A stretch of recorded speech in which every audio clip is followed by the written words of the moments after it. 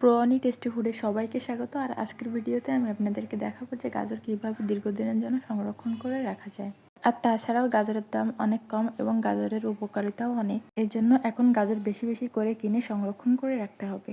গাজর চোখের জন্য ভালো, ত্বক সুস্থ রাখে, হৃৎপিণ্ডের স্বাস্থ্যের উন্নতি, পাচনতন্ত্রের জন্য উন্নতি, ওজন কমাতেও সাহায্য করে। এছাড়াও গাজরে রয়েছে vitamin A, fibre, potassium, antioxidant ইত্যাদি। তাই প্রতিদিন একটা করে হলেও গাজর খাওয়া অনেক বেশি জরুরি। এর জন্য গাজর বেশি বেশি করে সংরক্ষণ করে রাখতে হবে। তো শুরু করা যাক যে গাজর কীভাবে সংরক্ষণ করে রাখতে হবে। তার জন্য গাজরগুলোকে আগে বেছে নিতে হবে, কাটা পচা গাজরগুলো বাদ দিয়ে দিতে হবে এবং একটা পাত্রে বেশ খানিকটা পরিমাণে পানি নিয়ে সেগুলোর মধ্যে গাজরগুলোকে দিয়ে ভালো করে ধুয়ে নিতে হবে এবং গাজরের গায়ে যেন ময়লা না থাকে সেদিকে করে খেয়াল রাখতে হবে। তারপর গাজরগুলো ধুয়ে নেওয়ার পরে পানি ঝরানোর জন্য একটা ঝুড়িতে রাখতে হবে এবং কিছুটা পরিমাণে পানি শুকিয়ে গেলে সেগুলোকে সুতি কাপড় দিয়ে ভালোভাবে মুছে নিতে হবে। আমি এখানে সুতি কাপড় ব্যবহার করেছি, আপনারা চাইলে সুতি কাপড় অথবা টিস্যু ব্যবহার করে নিতে পারেন।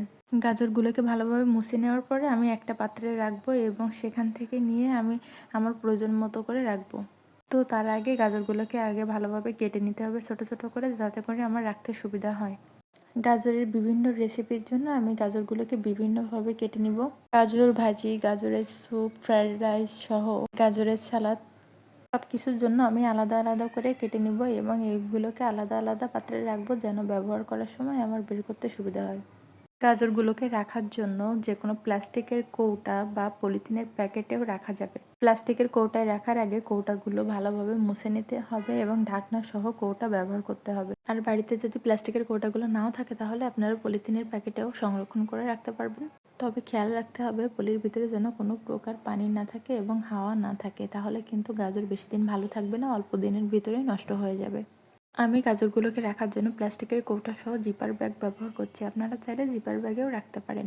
জিপার ব্যাগের ভিতরে গাজরগুলো রাখার পরে পাইপের সাহায্যে এক্সট্রা যে হাওয়াটা আছে সেটা বের করে নিতে হবে এবং ব্যাগের মুখটা ভালো করে লাগিয়ে দিতে হবে যেন কোনো প্রকার ফাঁকা না থাকে।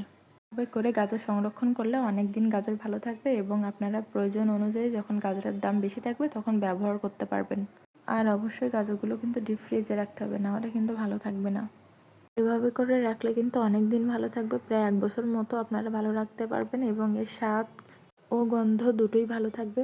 আমার ভিডিওটি যদি ভালো লেগে থাকে তবে লাইক, কমেন্ট, শেয়ার ও সাবস্ক্রাইব করে পাশে থাকবেন এবং অনেক অনেক ধন্যবাদ আমার ভিডিওটি দেখার জন্য।